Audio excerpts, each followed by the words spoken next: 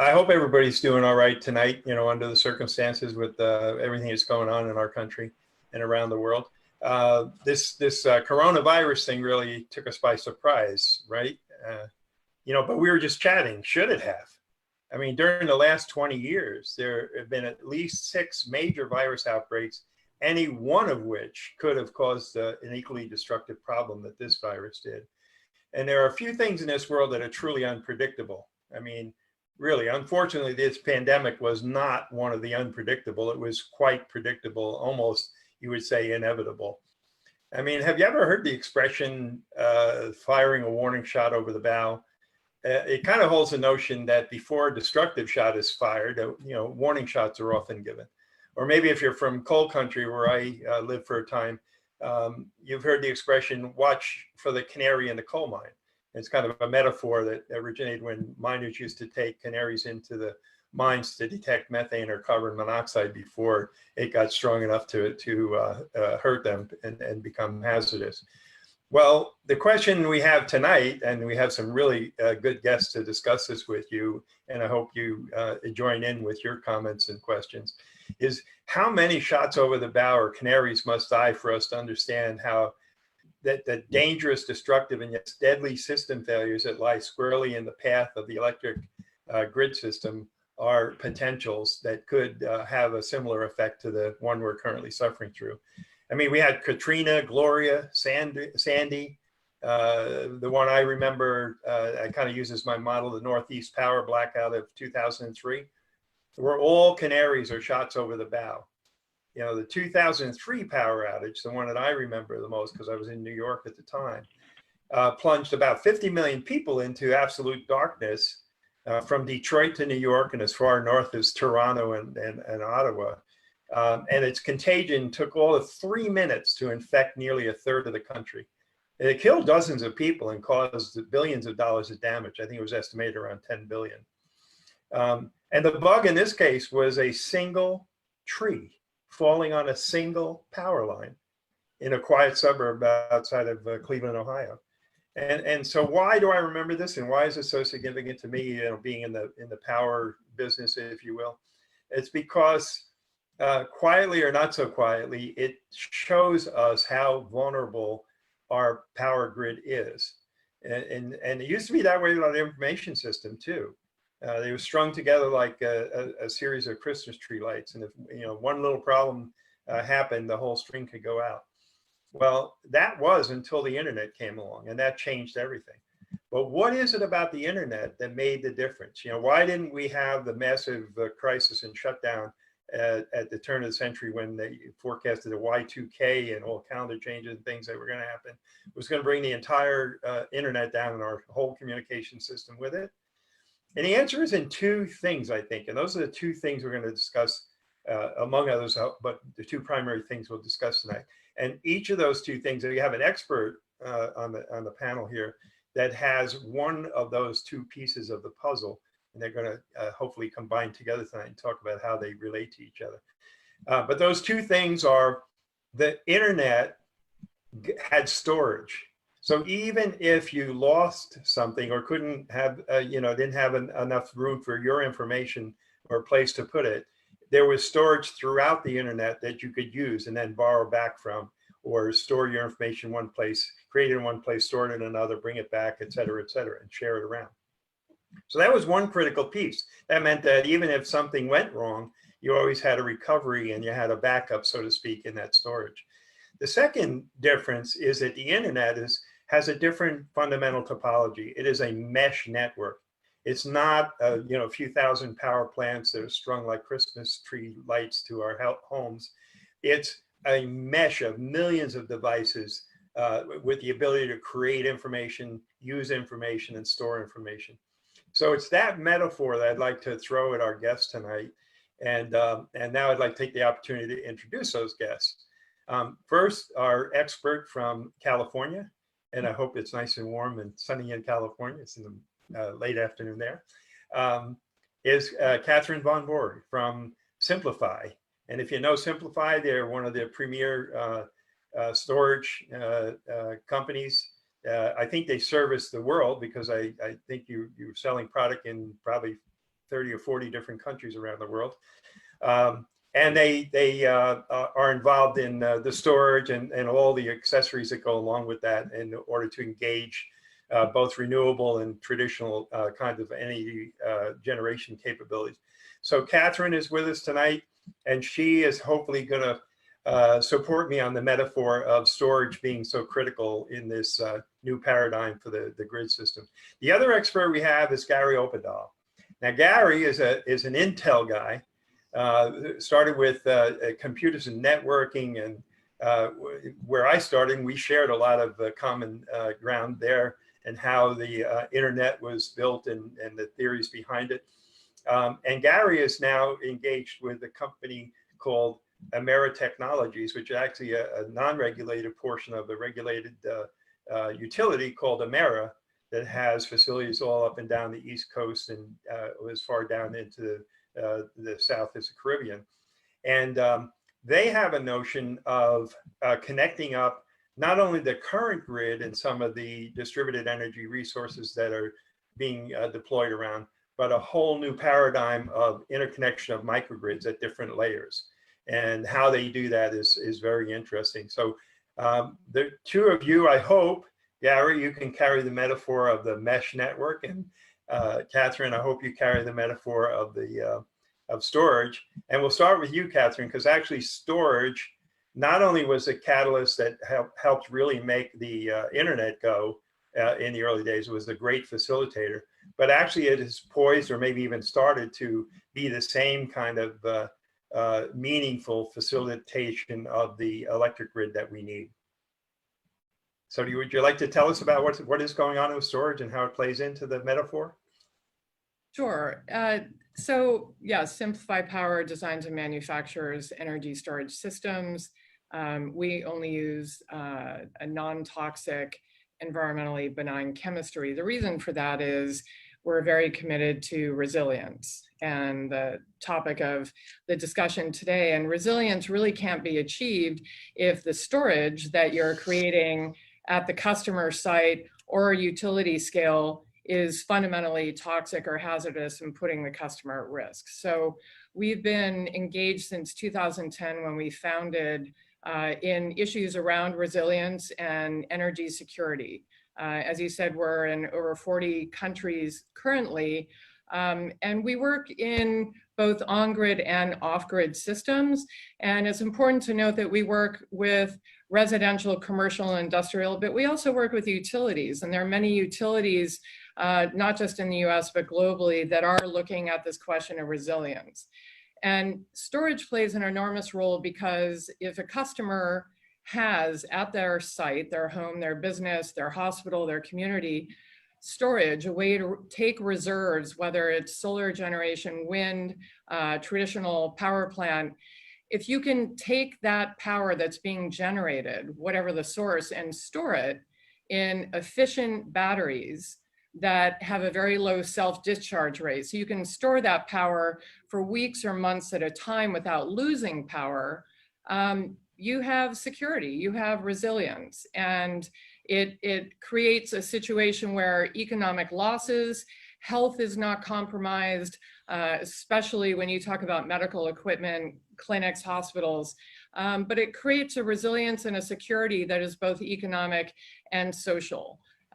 So we work on grid, off grid, and the last point I'll make is this question about top-down, centralized generation and storage versus distributed, as if it's an either or zero-sum proposition, is false, and it's a false choice. That storage can play along the entire distribution grid and adds resilience at each of those points along the transmission and distribution grid. And we see it as a real way to solve a lot of the problems, certainly here in California, around the planned power shutoffs, the public safety power shutoffs that PG&E, SD, San Diego Gas and Electric, and Southern California Edison have been utilizing to try and prevent more forest fires. But storage stands to play a role such that the utilities can engage in customer-sited assets, either through rebates like what's happening in Massachusetts, where they're supporting customers purchasing, owning and deploying the assets, or owning the assets themselves, a project that we're currently doing with Emera and others. So I'll stop there. Yeah, that's great. You know, when I first met you, Simpliphi, I think, was primarily focused at really local storage, which was at the home or at the premise level. But since then, your company has just expanded into the whole spectrum all the way up to utility scale. So you make an excellent point, is that there's not a single place even for storage. It can be done very locally to the loads, or it can be up in the intermediate part of the system as well. But Gary, even with storage, there's still some other tricks that you need to have up your sleeve. And you folks at Emera Technologies with, I think the platform is called Block Energy, are really demonstrating something that really gets very close to being that metaphor of the internet. So do you want to clue us in on what's going on there? Absolutely, Brian. Thanks. And it's always good to be with you, and especially good to be with Catherine. You know, the deal is the world wants clean energy and has for some time. The problem is, and if you look at the data, and the data says we're not implementing renewables at the pace or scale necessary to solve the problem. And why is that? A lot of us have heard about distributed energy resources and microgrids, but what does that mean? And how does that work? And, you know, the old joke is, you've seen one microgrid, you've seen one microgrid. What we've developed is a platform which can scale, and it's a systems approach that brings all of these DERs together. And it's a business model innovation in that it's in front of the meter.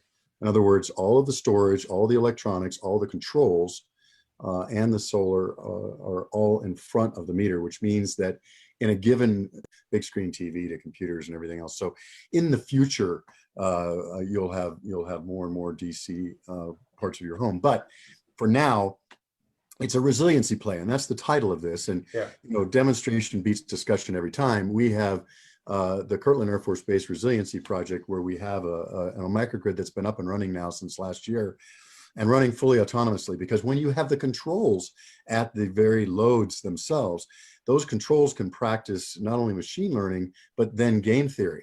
In other words, they understand that selfishly to keep the state of charge of the battery, to be able to run that home and load, because it knows what those loads are, what time of day they come on and go off, etc. But it's also very aware of the community. That's the game theory part. And so it can, using its own vector pricing, it can play nice in the sandbox with all of the other shared resources and maximize battery life and take care of everybody in the community. And that's the biggest deal. But the biggest deal with the Air Force is, you used to have to make a choice between renewables and resiliency, right? And you say, well, you can't be resilient if the sun's not shining, I'm not producing power. But with the combination of generation, even if it's intermittent, and storage and controls, now we're more, and we've proven ourselves to be more resilient than the standby diesel generators. And so when you prove that, then resiliency and renewables go together, and that's the key. And also, by taking out the relative complexity of having multiple inverters in a system, and sort of communicating on a more simple platform, you know, the DC platform, I guess, it makes the battery implementations easier, I would expect. In particular, Catherine, I was going to ask you, you know, not everybody puts in what they need in the beginning, or maybe they don't even know how much storage they need, and they're going to grow over time. Are these kind of battery systems or storage systems kind of modular enough that you can grow your application at a particular level in the microgrid as you go along? Yes, and that's where the efficiency and the performance profile of the storage solution really matters. Each performance metric in a profile generally has a direct correlate to the return on the investment. So the higher the efficiency, the more you're actually able to pull energy out of the battery close to what went in.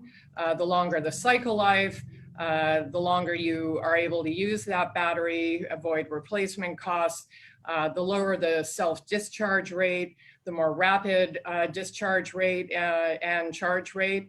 All of those matter in terms of recouping that investment. So the battery definitely matters. And another comment I wanted to make with regard to Gary, this issue of intermittency, it for so many years was relegated to renewable energy.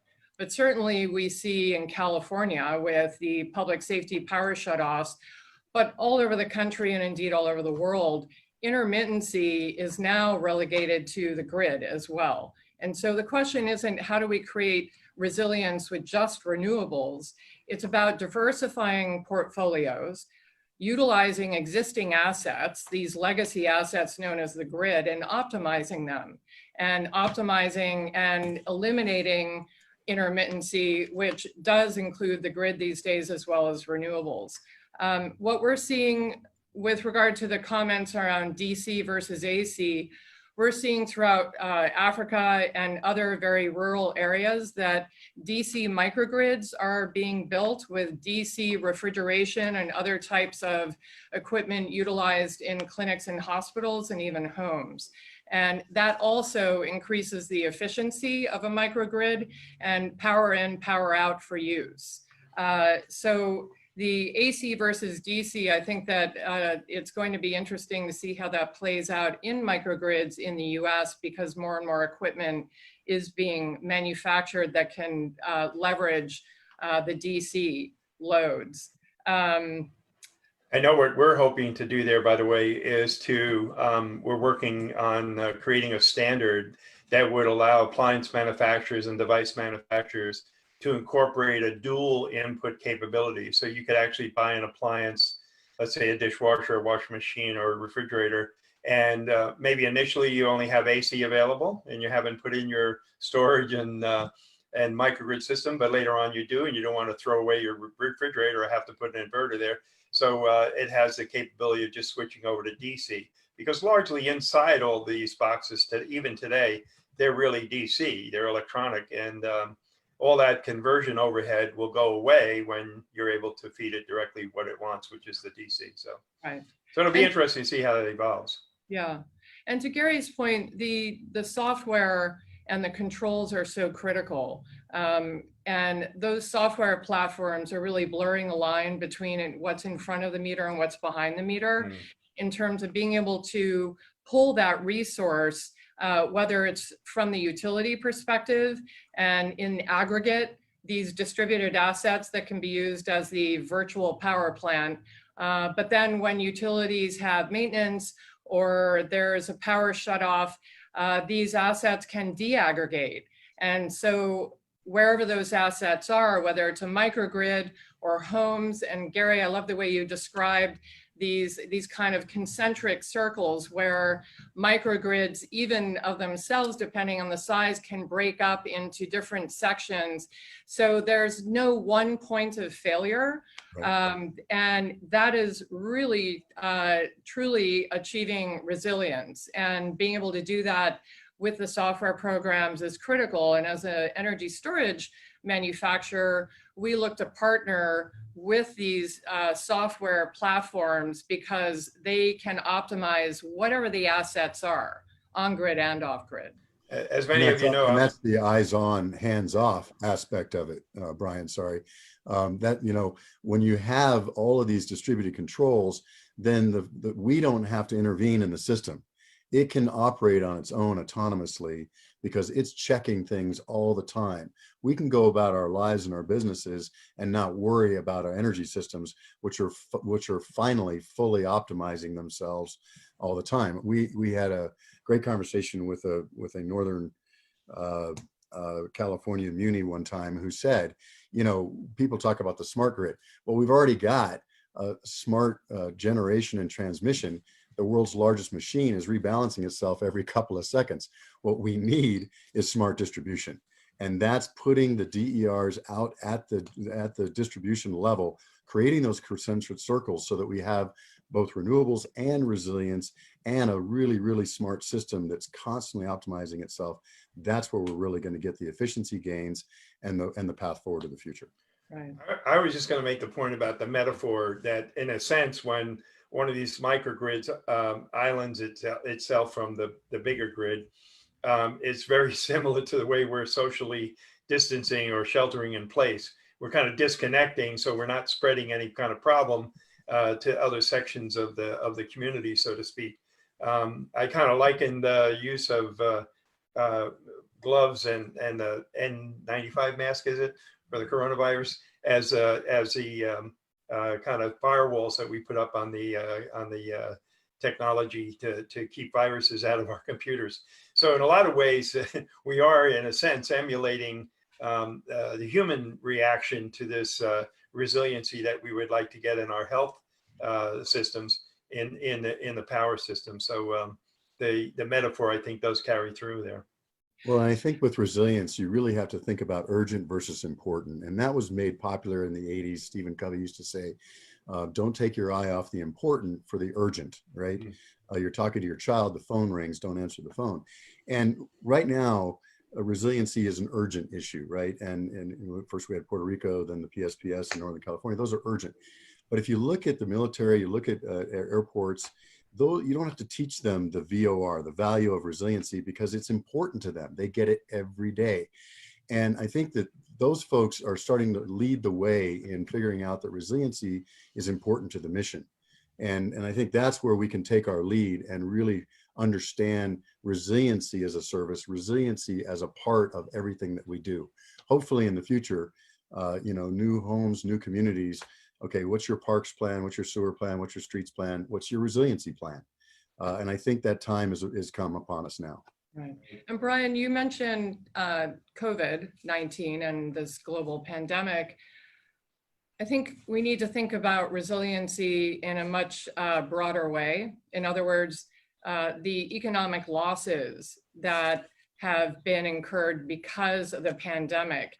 In California alone, we're looking to fire season and the economic losses that happened last year. And I believe within the first 2 weeks of PG&E outages, Professor War out of Stanford estimated it was about $2 billion. So how is the California economy going to sustain power outages and the economic losses on top of the economy currently and the losses because of COVID-19?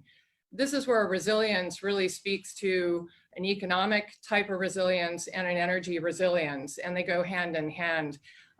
These distributed assets and the software that, again, as Gary says, creates this kind of open market with gaming principles, the resilience that can be achieved on an economic level and the access to power and not foregoing these outages really is critical at this time, especially within the context of COVID-19 and this whole notion around resilience. So one of our participants is asking, would it be helpful to sort of forecast a load shape that is out there, and does that allow the intelligence within either the local nodes or the whole of the grid of grids, I'll call it, to operate even more effectively than we're probably even thinking about at this point? Oh, that's the primary thing that distributed controls can do. And in California, they discovered the duck curve. Everybody on this phone call, I'm sure, understands what that is. But as we implement more and more renewables, that's going to become a bigger and bigger problem, where we have too much energy during the day and not enough at night. And as Catherine will tell you, storage is the answer to that. But if you have controls along with that storage, each of our microgrids, the way we design them, for instance, has one single point of contact. It's running DC within the microgrid, but it has a single point of contact connection to the bulk power grid and can actually provide reactive power and voltage VAR support back to that bulk power grid. But it can take energy from the bulk power grid as the bulk power grid desires, or it can give. And that's the way we balance it all out using storage, especially distributed storage. That's the answer to flattening that curve. So I know if you put enough system, you start to harvest the edges of the solar curve. You know, so you even when the solar radiance is low or clouds come, et cetera, and you want to oversize your solar arrays so that you get maximum power even under those conditions, that you end up having a clip when the sun is at full brightness and full radiance. But with storage, you can take all of that clip power and store it and then fill in the curve later on. So that's even a bigger advantage now that costs of solar and the cost of storage have really come into a position of making it an economic play as much as any other thing, resilience or environment or anything else. Economics are really starting to toe the line. Never curtail. Yeah. Greg, do we have any other questions you'd like to throw at us, or has anybody? I've seen a few questions flash up Yeah. from time to So time. I'll shoot this one over to. I'll send this one over to Catherine. There's a question from the audience about what do we do in a post-pandemic world? Like, what are the steps that you would suggest either companies or utilities taking to be more resilient? And then the second part of that would be, how are EVs integrated into all this? Post-pandemic world. Well, I think what we've been highlighting, and certainly within the context of COVID-19, is resilience really requires storage. It requires it in a distributed fashion, the DERs, and it requires software that can intelligently manage, and even with AI built in. I think the necessity of creating reserves, and we see this in a more casual way with people hoarding from grocery stores. And the joke is always about the toilet paper. But I think there is an instinct that people are feeling as they see their centralized top-down distribution systems failing, and even the threat of failing. And when we think about distribution systems, it can be power, water, food, it can be finance, banking institutions, even our own government. And when people begin to feel the pressure and the possibility of failure, they're beginning to take it upon themselves to build reserves in their own homes, their own businesses, their communities, schools, whatever it is. And so to your question, what do I see as a post-pandemic world? I'm hoping that this experience, and again, some of the behaviors we see in the general population, this urge to create reserves that people can have control over and make decisions about, but also in partnership with the large centralized systems, so that again, we're not executing on this either or scenario. We are looking to technology and innovation to solve some of these problems, but fundamentally, yes, building in reserves so that when these large distributions fail, we can provide for ourselves. And this became part of the movement, the farm to table. You think about localized energy and batteries that can store energy to use on your terms when and where you need them. It's the same kind of principle. With EVs, I could answer that, and I certainly have points on that, but Gary, why don't I punt that to you for the second part of the question? Yeah, as I stated earlier, a future-proof system takes EVs into account, and you know, playing on the COVID thing, the people who we should all be thinking about, how do we evolve out of this stronger? And the way to do that is to watch the trends, as we all should be doing all the time, instead of just drifting through life, and figuring out how to embrace those new trends in new and different innovative ways. But with respect to EVs, you know, if you believe that your generation is going to be solar, why would you convert that DC energy to AC just to put back into a DC car or many of the other things that we have that are DC? So in an ideal situation, you would be generating at the local community level and you would be keeping it DC and charging your car with it and saving the round trip inefficiencies of converting from DC to AC back to DC. And so any future-proof system, in my humble opinion, needs to have a DC component. Again, as Catherine said, it's always and, it's not or. It doesn't mean we're going to get rid of AC tomorrow. That's silly. But where it makes sense, we should keep the power DC and save the conversions back and forth.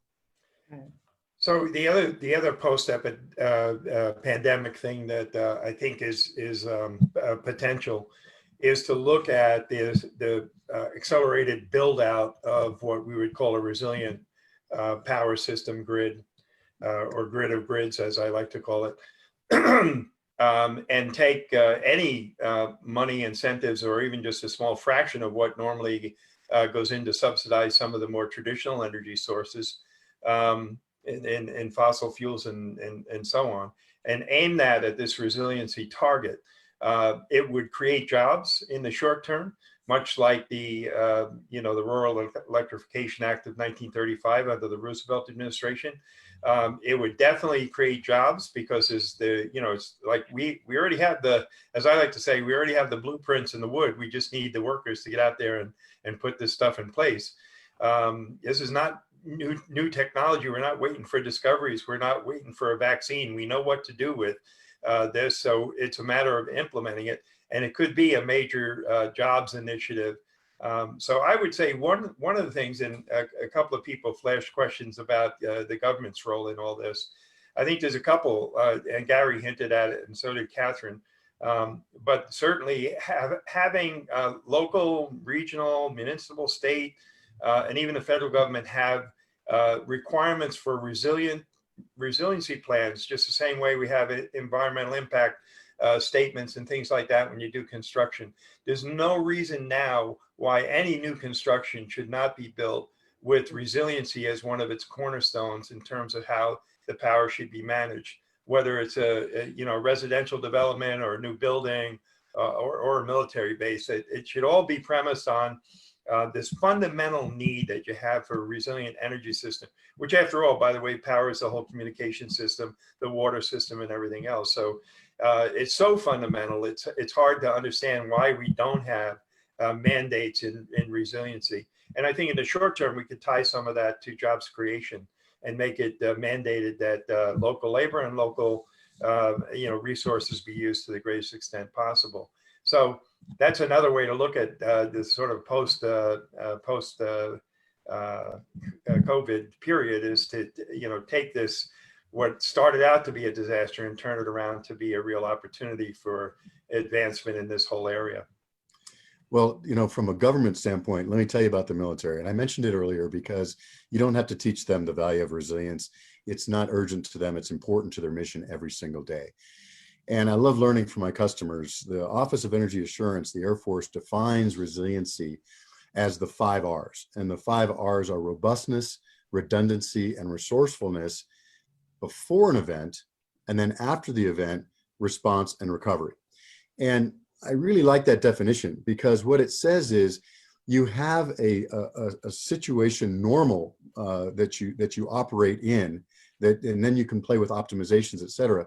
But then you have a situation where there's an event, and that's when you go into a different mode. And if you do that, then you can really be smart about what you do, especially if you've got controls, as Catherine and I have been saying, distributed at every single load. You could have controls at those loads, and in a post-event situation, even in limited energy situations, you could make sure that the heaters stay on all night in a given community versus the dryers and dishwashers, et cetera. And again, this is a little futuristic, but you can't do that now with no controls there at all in the system.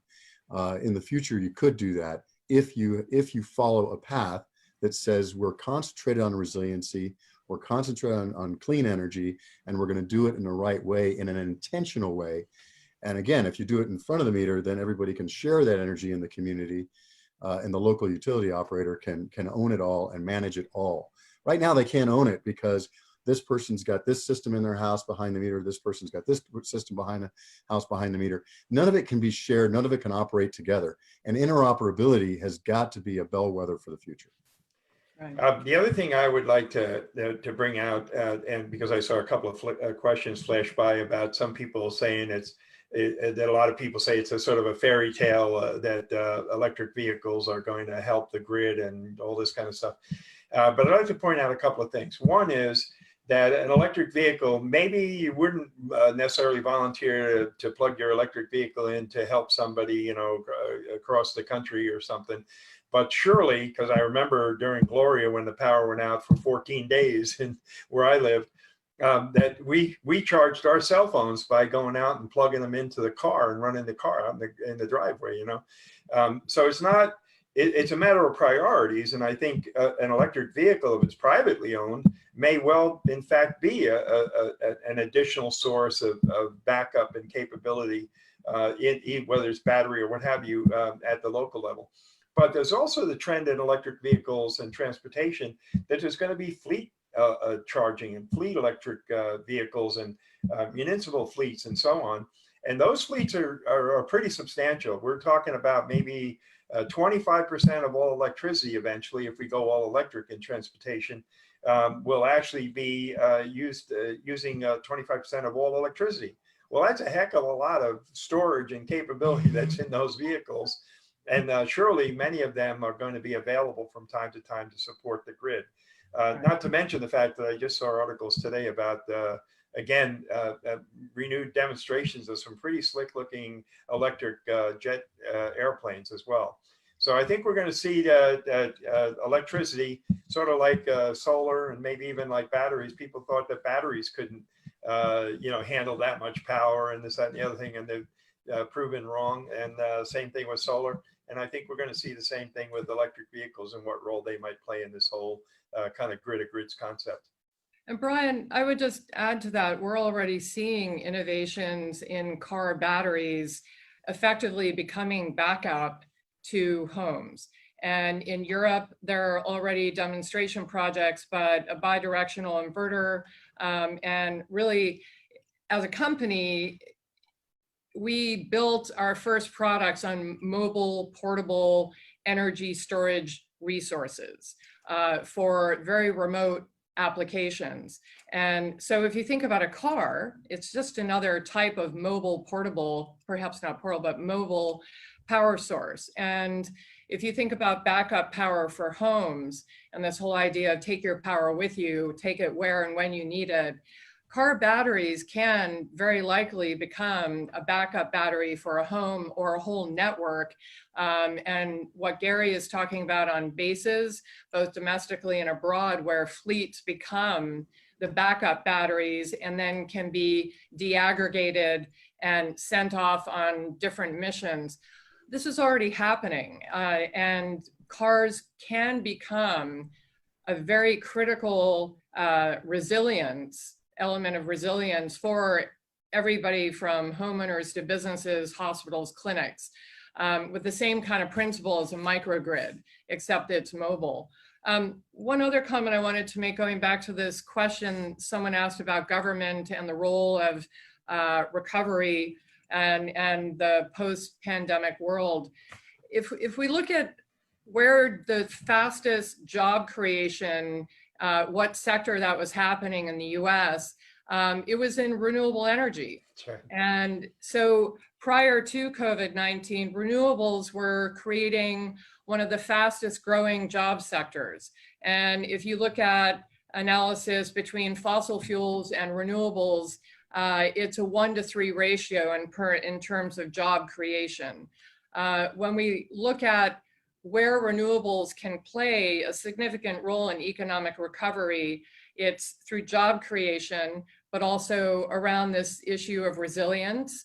And if you think about much of the weather-induced power outages and why we think about resilience all over the world, it's climate change. And certainly in California, the high fire threat of wind, severe wind, drought, and heat. Those are all factors that have caused wildfires.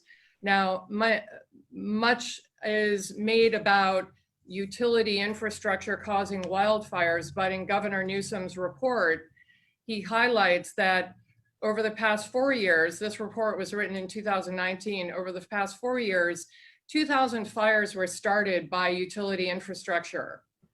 But over the last 2 years, 16,000 fires were started in California that had nothing to do with utility infrastructure. So when we think about the real threat to resilience, to our economy, to access to power, to goods and services and the internet, everything that relies on access to power, we need to really address the fundamental issue, and that is climate change, the greenhouse gas emissions, and renewables offer a solution there too, in addition to resilience and job creation, economic growth. And the one last point I'll make with regard to government role is in the US alone, subsidies for gas and oil, fossil fuels come to about 370 billion, depending on the report you read. By contrast, renewables come to about 100 billion. So that's a difference of about 270 billion. When you look at the data behind job creation and the additional problems in the economy and around resilience and access to power that renewables plus storage can make, there's a very strong economic argument for renewables plus storage distributed. And if you don't want to get into rhetorical debates around climate change and whether it's real or not, then just look at the economic indicators. Yeah. That's where the answer is. And I like to tell people on that kind of bipartisan political view that if two people wanted to go to the beach and one wants to go to exercise and swim and stay healthy, and the other one wants to lay on the beach and sip Mai Tais, there's no reason why they can't share the same cab or Uber to get there. Hopefully that spirit will prevail as we go forward, because the many reasons for resiliency to move forward in the electrical system really have so many footings in all political views. So Greg, I know we're getting on with time here. We'll do one last question, and I'll start with Gary, then go to Catherine and Brian. We'll have you wrap it up. So one word of advice you would give for someone, at either a company or someone who might be working at a utility, what can they do to make sure that as a nation we are becoming more resilient? What would you suggest? So I think, first of all, we have to become aware of resilience as something that we want to think about, right? And unfortunately, outside of crises, pandemics, et cetera, we rarely think about it. If you're not thinking about it, then it's never going to happen until the next crisis. And I think we've got to, if one thing comes out of this, I hope it is that we start being more intentional about being proactive versus reactive as we see trends going down the road. And as Brian likes to say, it's easy to predict the future if you keep a keen eye on the inevitable. And we need to see what's going on inevitable and start moving towards that. And it doesn't have to be drastic. It doesn't have to be, scrap your old system and replace it with a new. It needs to be incremental. So I would say, look at incremental changes that are intentional towards leading you where you know you need to go. And then toward that end, if you're in energy, I think you have to look at microgrids and grid edge. That's the only place innovation is going to occur anyway. And look at what can happen today. You can put proven components together in a new way right now and not add risk to what you're trying to do, and yet get to the goals where you know you need to go. I think the time of putting your head in the sand and saying, yeah, I hope this doesn't happen on my tenure or the next 5 years of my career. I need to move toward that direction incrementally in an and not an or situation, and start today. Catherine? I agree with everything that Gary just said. I do not think people realize that these solutions, the technology is out there currently. It's why our company is deploying systems all over the world, including COVID-19 pop-up clinics from Texas to Sierra Leone and other parts of the world. It is possible to create resilience right now. And people understand this when they think about water or food, how you build reserves. It's the same issue with power. And with highly efficient, high performance batteries, you can optimize the return on your investment and have those batteries for years and years, multiple power outages. In addition to building resilience when it comes to storage, it also helps homeowners, businesses save money because of time of use, shaving off peaks, et cetera, that also become important. And when you think about economic resilience. So I think everything that Gary and I've tried to talk about with Brian today around resilience, it really comes down to saving money and saving lives, and the technology and the innovation is happening currently. There really is no need to wait. Great. Greg, could I just interject one last thought, is that one of the roles that we have and we share with Greg's organization is that there are many events during the year. This year, obviously, we've switched to sort of a digital twin of what normally is done at local conferences and trade shows. But we do have a big national trade show coming up in September. And hopefully you're going to see all the things that Catherine and Gary talked about and more there. We normally will stand up a real microgrid that's got storage included in it, a lot of different power sources.